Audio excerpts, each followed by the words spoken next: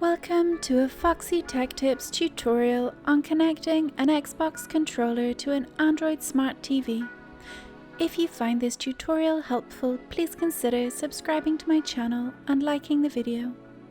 You can use the Xbox controller to play games installed on the Android TV, as well as use it to navigate the menus of the TV.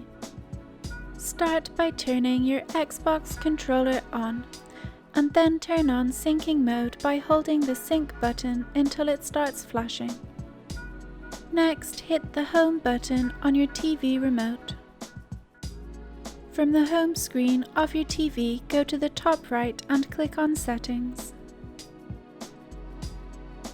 In Settings, scroll down to the Network and Accessories heading, and then select Bluetooth Settings. In Bluetooth Settings, click Add Device. It will now search for the controller. Select it to pair it to your TV.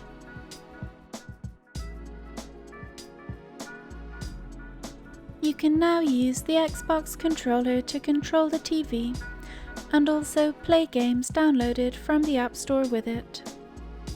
And that draws an end to this tutorial. Please like the video if you found it helpful, and subscribe to Foxy Tech Tips for more Android TV tips and tricks.